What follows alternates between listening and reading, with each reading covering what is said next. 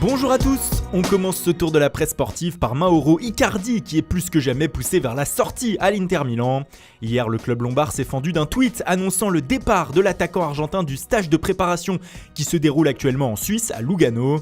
Icardi est donc de retour à Milan et s'entraînera seul jusqu'à ce qu'il trouve un club pour la saison prochaine.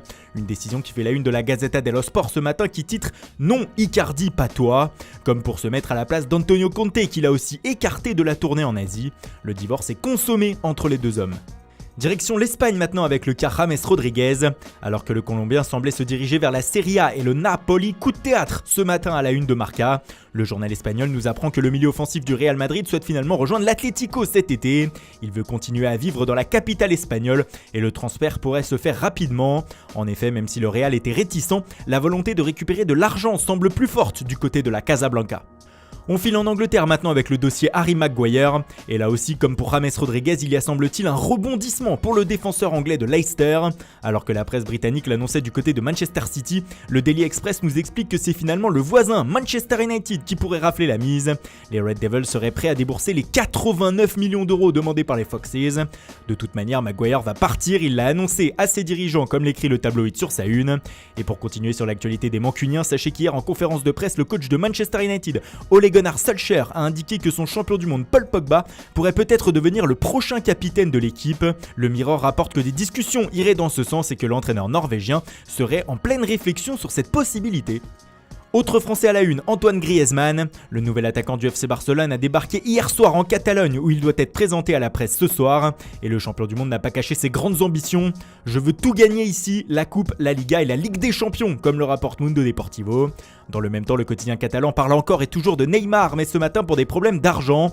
En effet, le Brésilien devrait 35 millions d'euros au fisc espagnol. Il aurait oublié de déclarer ses revenus du début de l'année 2017 lorsqu'il était encore au Barça, et même s'il a été transféré cet été-là au PSG. Le média écrit que ces problèmes avec la justice pourraient compliquer le retour de Neymar au Barça cet été.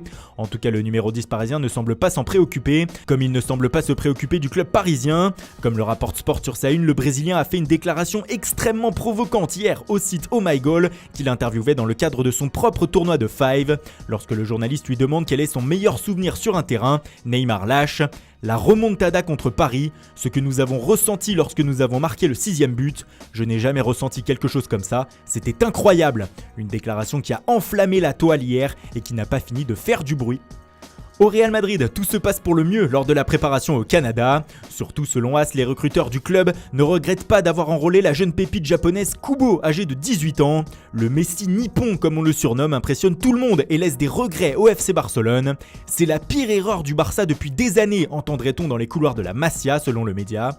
En effet, Kubo faisait un moment partie du centre de formation barcelonais, mais le Barça l'a laissé repartir au Japon en 2015. Et on termine par une triste nouvelle annoncée hier par le coach de Bologne, Sinisa Mihajlovic. L'entraîneur de 50 ans a révélé être atteint d'une leucémie. En conférence de presse, il a indiqué qu'il gardait tout de même son poste, mais qu'il devait subir des soins importants. Le Serbe a cependant fait passer un message de guerrier. « Je gagnerai aussi ce combat. Ma vie a changé en 1 minute. Je commencerai les soins mardi. Je n'ai pas peur de la maladie, je vais la battre », a-t-il lâché. Le Corriere dello Sport lui consacre sa une ce matin et bien sûr, tout le monde du foot l'encourage dans son long et difficile combat. Voilà, c'est tout pour ce matin. Merci pour votre fidélité, bonne journée à tous et rendez-vous dès ce soir pour un nouveau journal du Mercato.